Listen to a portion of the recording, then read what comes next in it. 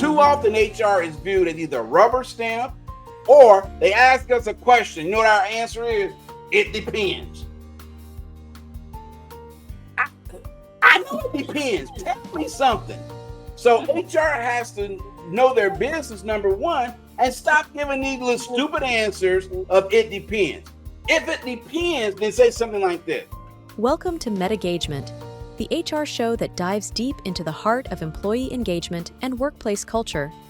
Your hosts, Ann Scottlin and Dr. Lyman Montgomery, bring you a groundbreaking show that explores innovative strategies and insights to transform and elevate your organization's HR practices. Dr. Montgomery is an employee engagement expert and best-selling author, while Ann Scottlin is an acclaimed business consultant and podcaster. Together, they will unpack the complexities of modern HR challenges and reveal innovative solutions that can be immediately applied to your workplace. Please welcome Ann Scottlin and Dr. Lyman Montgomery. Welcome, welcome, welcome back to MetaGagement, making the possible probable in HR and in other ways in our businesses and our lives. Hi, Lyman.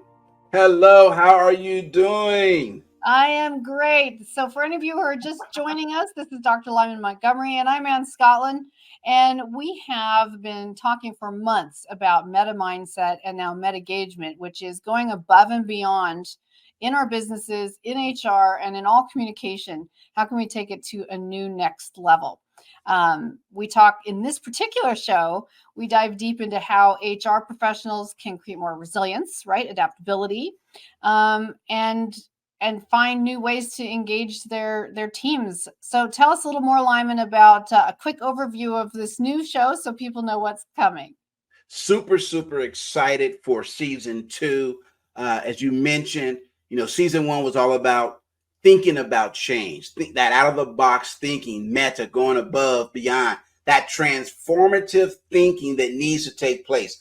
In season 2, we want to give application, not just think about it, but it's time to communicate about it, but ultimately to be about it, as the young folks like to say. I'm about it. And so when we talk about MetaGagement, what do we mean? We're talking about going above and beyond traditional ways of engaging the workforce. Gone, I believe, are the days where we look at the workforce as just employee ID numbers. I never forget several years ago when I was working on my doctorate and I had to go to the bursar's office. They didn't even ask me the name. They said, "What's your student ID?" Did you know how that made me feel? That the person did not even look up. They just simply said, "Give me your student ID number, please." They didn't see me. And what meta engagement is about is being seen, being heard, but more importantly, being felt. Mm-hmm. Do you feel what that person? Empathy. That's what MetaGagement is all about, Ian. Yes. No, I love that. It's such a great description, and really getting human and making the people the priority. Because if we are connected, if we care, if we're willing to be generous, we have so many opportunities to make our own individual personal lives more robust and more rich, but also making our workplace a better experience. So we bring all of that together. We love to say we make the possible probable with these meta tools, and can't wait to share those with you. So our approach is a little bit different because we are continuously working with neuroscience-backed approaches that integrate with practical HR and business skills and strategies. So that's what we're going to talk about more today. We had such a great time on the last show, Lyman, and today we are going to go do our same 2 main segments so that you all get used to what they are. First segment is on the clock, obviously at work. The second is off the clock. So how do you adapt and thrive in your own environment, at home, outside the office? And how can the work you do in both really just make a better you, a happier you, a healthier you, and reflect on each other? On the clock, we'll just jump in. But before we do that, if you're new, please we'll always like, because this is a new episode, and subscribe. We want to keep this coming to you, and share this link. Whether you're watching live or later, you can share this link at any time with someone who might like to just sit with us for a while and have a great chat, as well as learn some amazing things about communication and HR. So Lyman, why don't you take it away with, reviewing briefly how HR can really help us manage change and uncertainty in the workplace? Yeah, I think, the key word there that people are probably tired of hearing is pivot. We heard that during the pandemic, It's out. pre-pandemic, mid-pandemic, and now many will say post-pandemic. We have to pivot. And so navigating change from a meta-gagement is not so much about pivot, because guess what? If you continue to pivot, you're just going in circles. Pivot to the left, pivot to the left. Eventually, I'm just going to make a full circle. But I think we have to get into alignment with our mission, our values, and the principles that will move the organization forward. Too often, we get stuck in one particular modus operandi. We've always done it this way. And when someone offers something new, there's resistance to that. Well, we've never done it that way.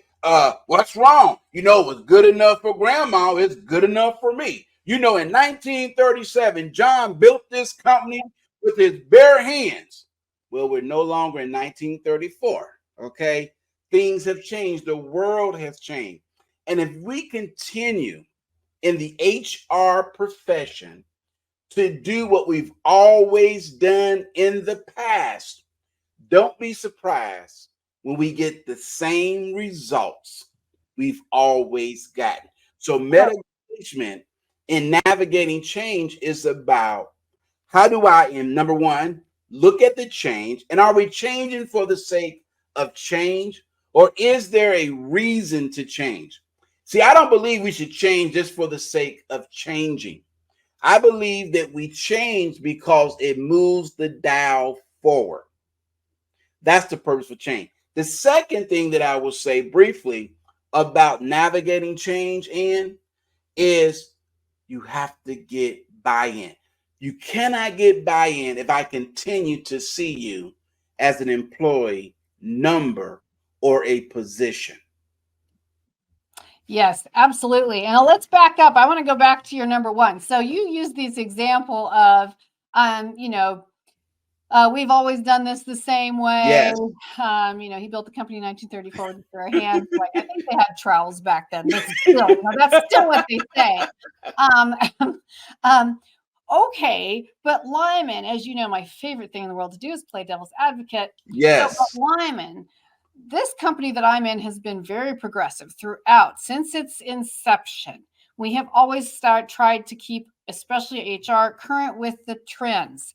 We've gone through the whole DEI movement. We've gone through the whole COVID transformation of how business is run and how people work and how our teams interact with each other.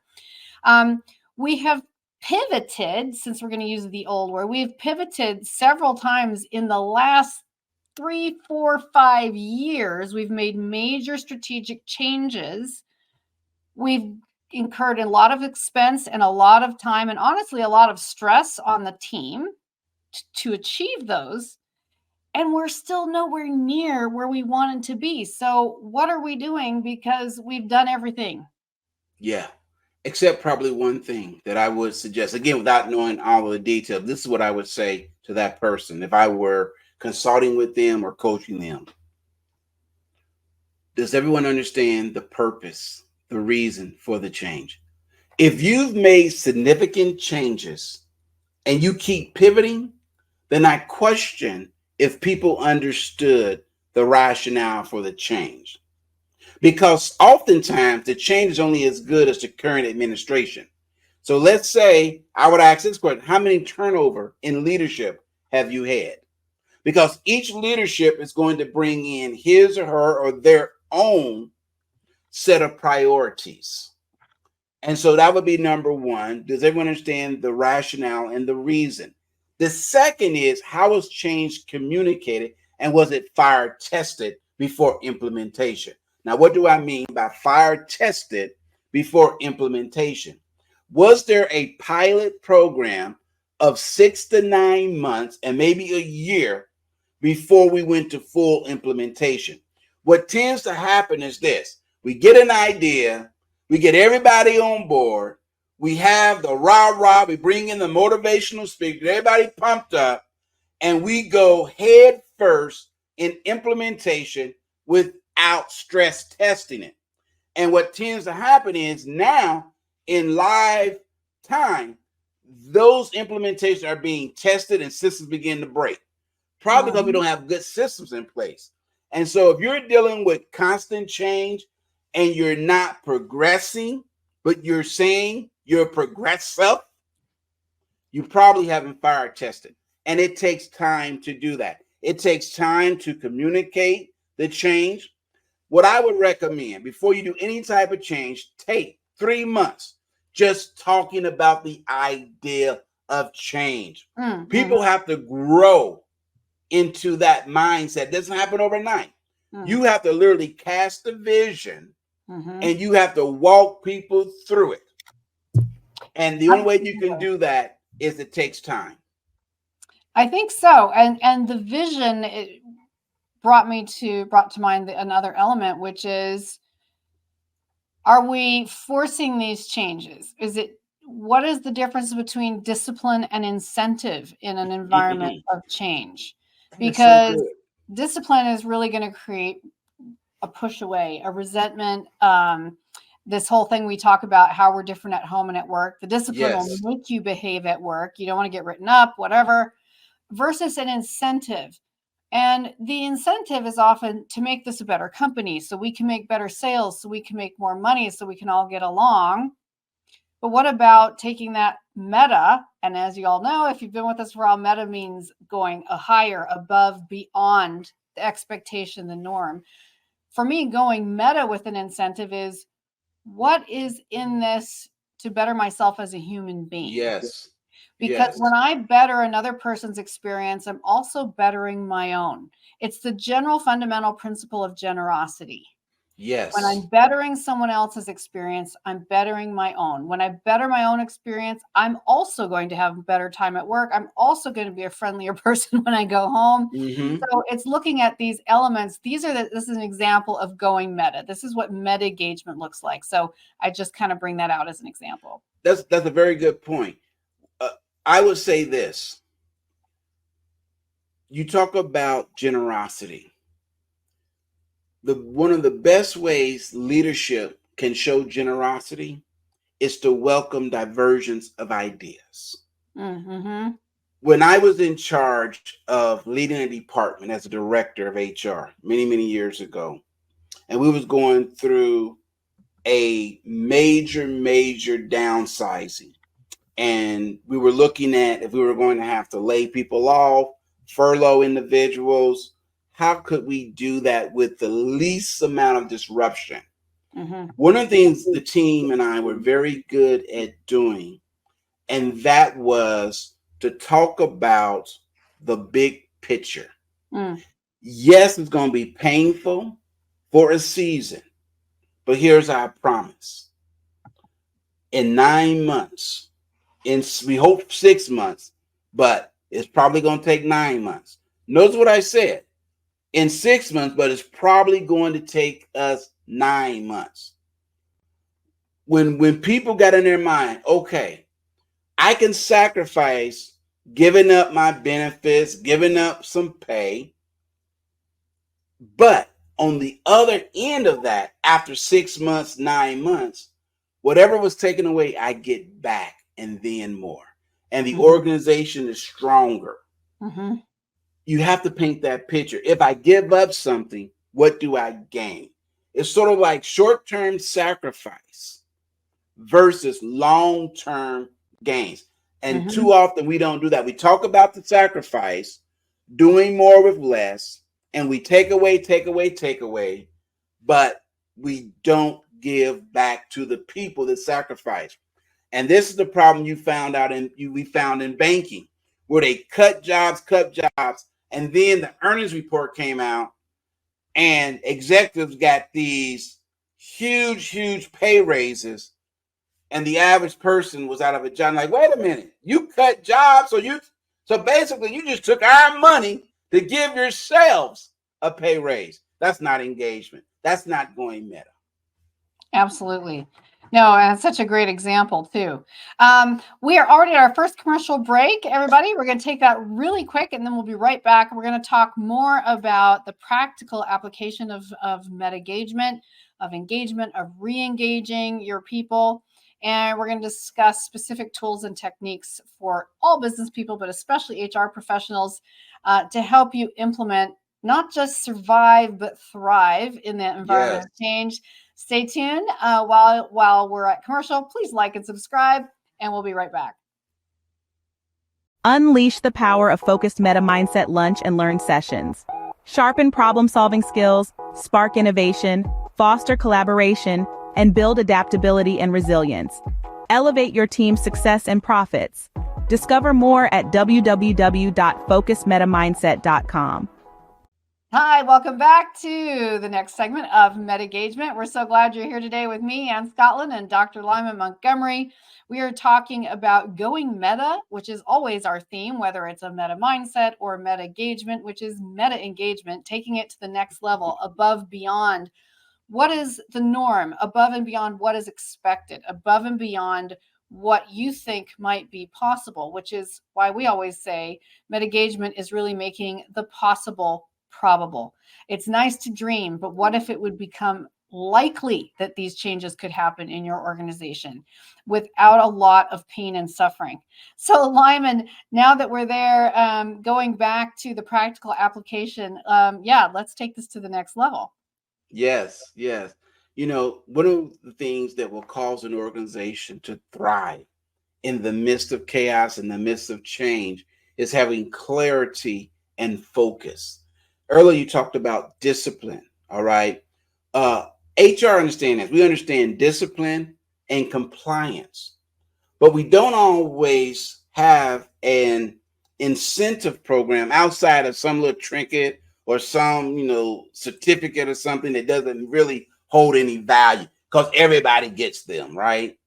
But when you find out what does that team really need to thrive, and you provide them with the tools, the resources, sometimes they need a champion. They need someone that can stand up for them and say, listen, let's get behind this IT team and what they're doing. Let's get behind the apps team as they build a new application for us. Let's get behind the HR, the DEI, the police, security, student enrollment, whatever the department might be, finance. Let's get behind the team, having those ambassadors and champions. Now, what's the difference between an ambassador and a champion? An ambassador would be someone that maybe they were in HR and they've moved up in management to an executive role. They can say, listen, I served in that role as an HR business partner. I was a director of DEI. I understand the frustrations. Let me go fight the battle for you. Let me go represent you to management that may have never held an HR position. Okay, that would be a great ambassador. A champion would be someone who say, you know what? I've never done HR, but I respect HR and I want to move their cause alone. Generally, an executive would be a good example of a champion. Someone that says, a vice president that says, listen, no, I've never done HR. I don't want to do HR. Okay. But I respect the work that they do. They deserve a seat at the table. And we're going to open up the doors for them to excel and to exceed and to thrive. I think those two key persons are integral to the success of any type of change. You have to have ambassadors and champions. Ambassadors and champions, absolutely. And as you said, that's usually higher up in management. Yes. And comes back to communication, though. I'm going to diverge for just a moment. Good. Yes. There's a lot of people in C-suite who honestly have no idea what we do in HR. They're doing the DEI thing, they're doing the remote work thing, they're, the HR, like HR gets all the shovelfuls. Okay. Yeah, all they care about is my pay right. Right. So how does HR, for lack of a better word, lobby the C-suite and other parts of the organization to get champions, to get those people? That's such a really great step up? question. There's a number of articles. There's a famous article that Forbes magazine put out several years that said why we hate HR. Yeah. I can relate to that. Yeah. And I think the reason is sometimes there's this love-hate relationship with HR. HR oftentimes is viewed as the spare tire. We only need HR when there's a problem, there's a opening. Then we call HR like the fire department. Come put out this fire, then go away. All right. What's happening now when you have champions and when you have those ambassadors, they're saying, no, HR needs to be on the forefront of some of the decisions that we make. This is why engagement, this is why diversity, equity, and inclusion, this is why having a respectful workplace is critical to any organization. Because if HR is not there, you start seeing lawsuits, you start seeing disgruntled employees, because the power of a great HR department is to protect the C-suite oftentimes against their egos. Let me say that again. Oftentimes, HR needs to serve as that staying force against C-suite's ego. Now, you might be saying, that's kind of harsh. Are you against executives? No, I'm not. But what I'm saying is this. HR also has the responsibility to earn their right at the seat. It's not just given to you. So we have to be proactive. We have to make the case for why we have or need a seat at the table. And what I used to do when I was in that role is I would always talk in the language of the executives. So you have to have some business acumen. Most HR people, they only know HR. They don't understand P&E. They can't look at a balance sheet. They don't know what a profit loss statement. They don't know how to do P&E ratio. They don't know any of that business people have a business acumen for. So the first thing I would say is learn the business of the business, not just your little slice of HR. Mm-hmm. Because as long as you just stay HR and all you're concerned about is moving the workforce around, you will always be viewed as a spare tire. You got to speak the speak. You have to speak the speak. We have to speak and walk the speak. walk. Yeah, and create. I would say oftentimes, we'll hear people complain about not getting the respect they deserve from the upper echelons, right? But to a certain extent, you have to cultivate that respect. You have to demonstrate your wins so that they don't just see you as an expensive department with little return. Say that again. Say that again, Ann. An expensive department with little return. Yes. We don't understand. We don't understand return on the investment. That is crucial, Ann. And that's something that we've been fighting against. That's one reason we're doing this, is to empower HR to say, no, you have a lot to offer. Open up your mouth, okay? Demand. I'm going to say it again. No one's going to give you anything. You have to demand your right to be there. But when you get there, you better have something to say that's worth hearing. Too often, HR is viewed as either a rubber stamp or they ask us a question. You know what our answer is? It depends. I know it depends. Tell me something. So HR has to know their business, number one, and stop giving these little stupid answers of it depends. If it depends, then say something like this. Well, without knowing all of the factors, there could be one of three different scenarios. Here's the key. There's always the best case scenario, the worst case scenario, and if we maintain the current course. That does away with that stupid it depends. I'm going to give you what the best case, worst case, and what happens if we continue on this trajectory. That would do away with some of this nonsensical stuff that HR tends to talk about all the time. It depends. Well, I don't know. Let me go check. Tell me more about it. That's just good communication anyway, right? Because it's partly about creating confidence within HR department in their communication style with upper management, right? Having confidence to come in and with just good communication. Remember, if you're a salesperson, what do? You answer a question with a question.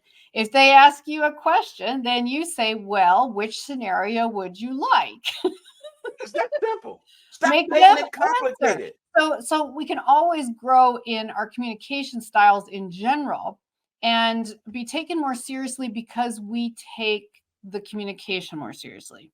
Yes. And you're not always in a defensive position, because that's too often, I think, where a lot of people find themselves. And that's where we find that's a good point. And we find ourselves always behind the 8 ball, the proverbial 8 ball. Now, in the last in the first episode of season 2, I said that the C-suite in HR tends to be schizophrenic.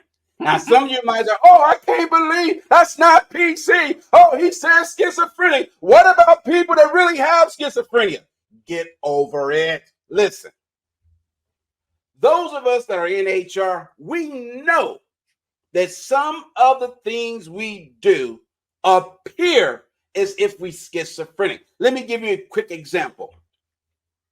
We say in HR, when you're at work, we expect you to be fully engaged in your work.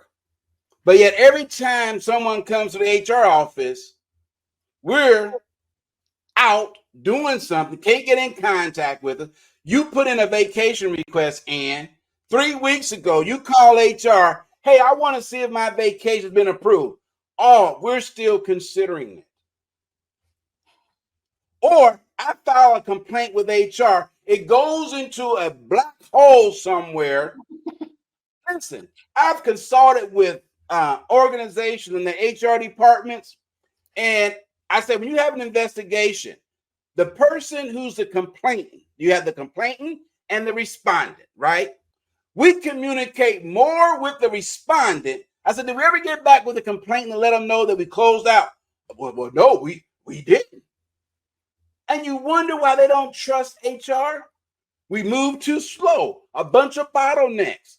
And so part of what this podcast is designed to do is to shake HR and get HR to start thinking differently and say, you know what, we got to change. We have to change the way we are viewed in the marketplace, and we have to, when we show up at the table, instead of giving little stupid answers like it depends or tell me more about it, we need to be ready to give an answer. If someone asks us a question, well, how many openings are you projecting over the next 3 years? You should know that. You should not have to say, well, let me go run on it now. You should know that. Or ask a question. You your place. Ask a question so you can guide the answer. Well, and what you said too is about, we have to change. And I think this is where we bring a fresh approach to the conversation, a fresh approach to the table. Because change, Lyman, change is just freaking exhausting. It sounds like so much work, and we've already been working to the bitter end. We are burning the midnight oil. What are we supposed to do? So this is where meta comes in and really gives us a gift. Yes. Because by going meta, we are talking about working smarter, not harder. We're talking about going to the next level, about considering coming from a human perspective. Yes. And doing it in a way that is going to make life for everyone easier, not harder. If we were to evaluate every new strategy that we've tried to implement in the last 5 years and say, in what ways did this make each individual employee's life easier and not harder, that I would love to see the answers to those questions. Oh, absolutely. Yes. So I think it's about Meta is coming from a different perspective. It's putting on a different set of glasses. It's looking at it differently, not just because we got to do it differently. We got to do it better. We got to do it smarter. And we want to do it in a way that creates more ease throughout the organization, throughout the company. If HR could create an environment of more ease, I guarantee you're already more popular from the C-suite down. Yes. And that's the key right there. There's a lot of dis-ease. Let's reverse that and create more ease. And the last thing I would say, and then I think we got another break. Man, where the time go coming up. And that's this, Ann. When it comes to the workers, the employees, the staff, we say that we value all of our employees. Mr. HR, Miss HR, let me ask you a question. How many of the high performers do you know on a first name basis? I guarantee, ask any HR person, they know all the bad apples, all the low performers. So we spend 80% of our time dealing with jokers that don't want to work, and the high performers, we don't even know their name. When the last time someone contacted HR and said, hey, I want to give an accolade, a recommendation to Ann, to Heather for doing a great job? It doesn't happen.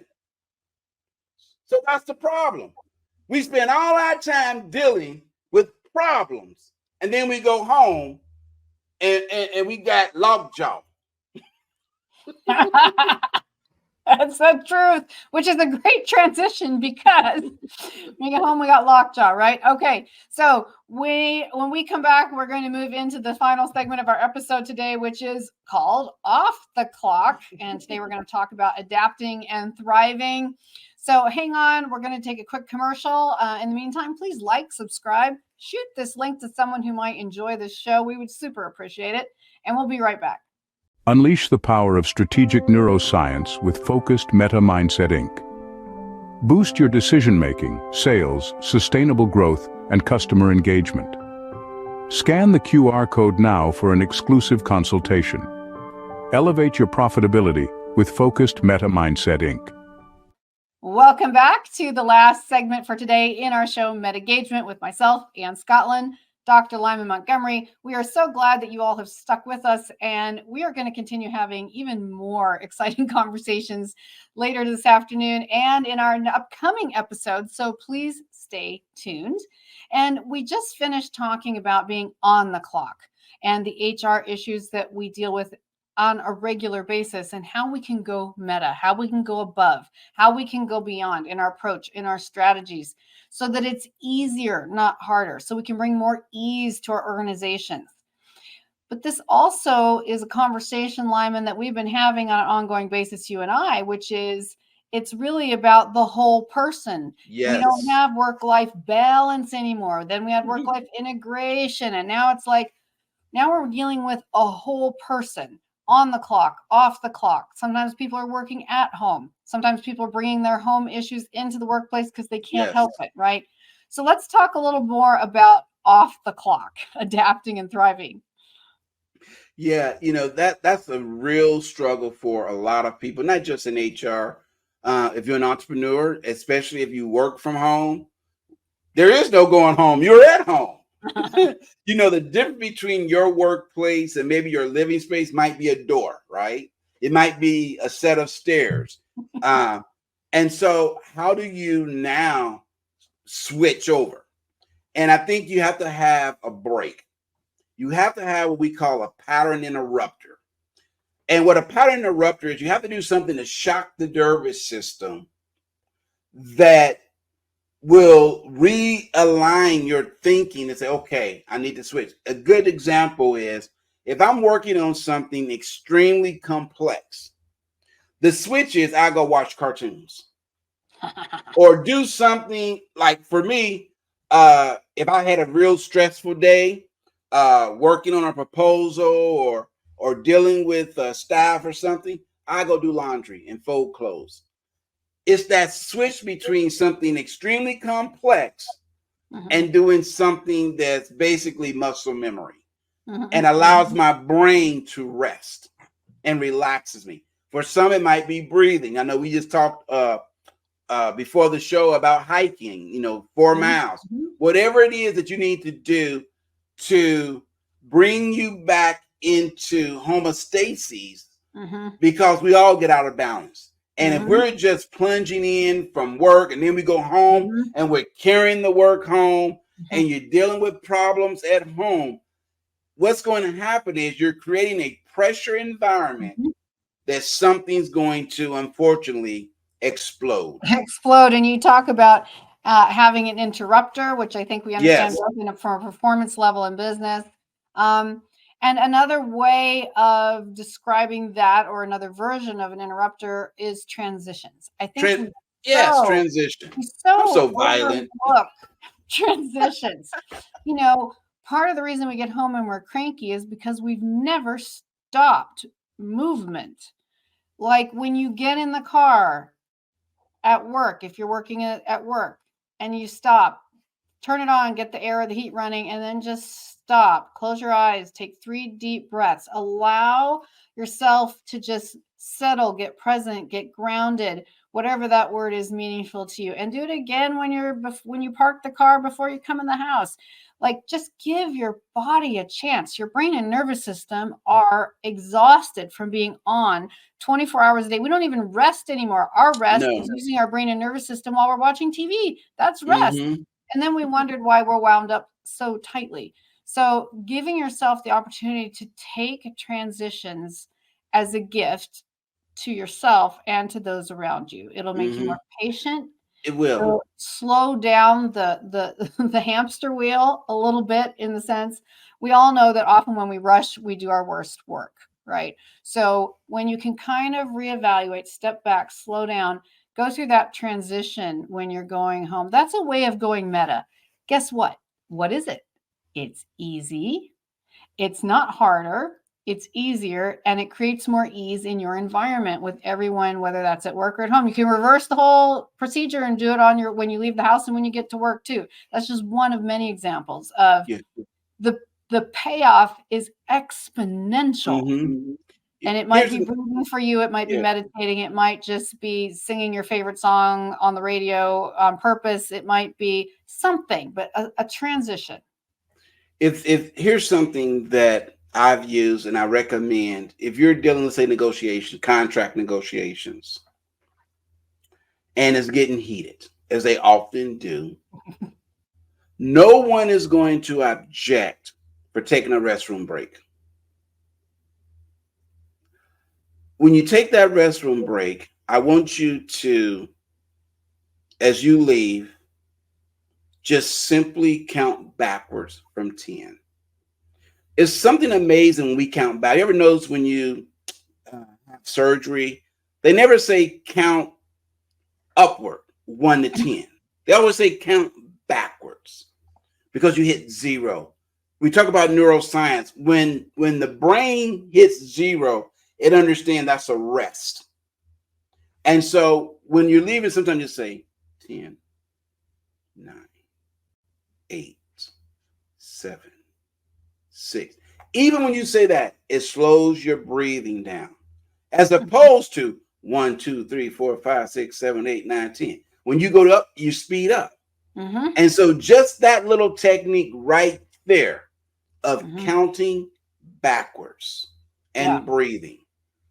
Oftentimes I would tell people this, Ann, before you walk into your home, because you don't know what you're going to face on the other door, do the same thing and smile. If you have kids and they see you smile, no matter how bad their day was, when they see you smile, it's amazing how a smile is contagious, Ann. So if you come home and you're like gritting your teeth, just like, and there's always something on the stairs that you trip on. Yes. Carrying groceries, and then you run over the dog with your foot, and then you're just like, it's that thing we're just veering off. Yes. Also, that's, again, with neuroscience, like when you settle your energy, you create a dip in the energy around you. And I don't mean a dip in a bad way. I mean a change of energy. So if everything at your home is chaotic, but you walk in and instead of like our natural nervous system response is to meet the level of energy in the room we're entering, because it's a fight or flight, honestly. It's a Yes. survival mechanism. But if you come into the room and you've done your deep breathing and you've done your reverse count to kind of pretend it's just two of many tools that you could use, and you come in just a state of ease and just kind of observe. And people could be coming to you, asking for things, complaining, whining, crying. I don't care if they're children, husbands, significant others, anybody, complaining, crying, whining can come to you at that moment. And you're just kind of listening and taking them in, but you're not joining in that fray. You're not meeting that energy. It's amazing. You can see the change over the next few minutes of the energy coming down, people getting a little more reasonable, less panicked, less overreactive. So that's a way of going meta. Yeah. Again, it's Absolutely. doing it smarter, not harder. Yes. Instead of being conflict, it's being intentional. It's being intentional with your own energy, your own attitude, and then allowing that to naturally change those around you. You can yell at people, shut up, stop that, put that down. That's only raising the tension in the room, right? So it's just one of those little meta things to watch for, how you can shift them. And if you're a very observant person, and if this kind of thing appeals to you and is fun for you, which it is for me because I love the science and I love experimenting with it, play with it. Play with it when you come into a business meeting. Play with it when you come into the house. Play with it when you go into any social environment of, a few people to, anywhere from 1 to 15 people. And just see how that changes the environment. Just observe. Next time, come in and over-exaggerate the other way and see if you can notice a change. So have fun. And let us know. Let us know. Yeah, try it out and let us know. The other thing is this, and I want to ask you this question as you were talking. What about all those, say, this sounds like woo-woo stuff, woo-woo and fluff stuff. All this breathing and meditation and counting backwards. I'm too busy to do all that. I got work to do. What would you say to them? I would say it's scientifically proven. And I can bring it, you just tell me what area of science you want me to bring that can show you, demonstrate how this is effective, and we can find one for you. So I think, how you define it in your mind, how you practice it, which tool or practice you want to try, that's up to you. But the concepts are absolutely solid. This whether you speak to a psychologist, a therapist, a medical doctor, a extraordinarily successful business person, CEO, multimillionaire, billionaire, they all know these tools. The most successful people in the world use these kind of tools. So it is not a secret. It's not woo-woo. You don't have to have butterflies and rainbows. You can be 100% business, but be smart. Because we have, and I'll just say this briefly, and I've said this before, Lyman, and you know it. I grew up in an environment where if it wasn't hard, you weren't trying hard enough. That's just absolutely exhausting. And so I'm already a type A firstborn, you name it, exhausting. Talk about coming into life running and never stopping ever, right? So when you come into with a different kind of energy, you have the opportunity of creating a different kind of space. And I say, and science supports it. Absolutely. Yes. Go read any of the books. Steve Jobs, anyone else, read the books, and you'll see. So, but it's the tiny little things that make the difference. It's not the strong arming everything to make it work. And a lot of times we think of that traditionally as kind of a male energy, but it's any kind of energy, right? Is this trying to force things to fit our level of comfort, what makes us feel in control, as opposed to coming in a different way. So yeah, you can call it whatever you want. You don't have to try it. It's not required. But hey, if you could do it smarter and make your life easier, wouldn't you want to at least give it a shot? I think so. Wow, that was perfect. That was awesome. Wow, this episode went so fast today. Thank you all for joining us here. We had a great time. Please continue sending in your questions, your comments. You can email us. You can leave comments here on whatever platform you're listening or watching today. You can shoot us an email through our website, which is MetaGagement.com. And we'll try to answer your questions on the show. And shoot this to someone who might enjoy this conversation. They'll thank you for it. We always have a good time. And we thank you for being here. Thank you for liking and subscribing. And we can't wait to bring you our next episode. I could give you the whole lineup, but I'm going to wait for you to come and be surprised. So that's it. Any final thoughts, Lyman? Go Meta. Go Meta. All right. Cheers, everybody. We'll see you next time. Tune in on Fridays. We'll be streaming at, 11 a.m. Eastern, which is 8 a.m. Pacific. See you then. Bye. Bye-bye.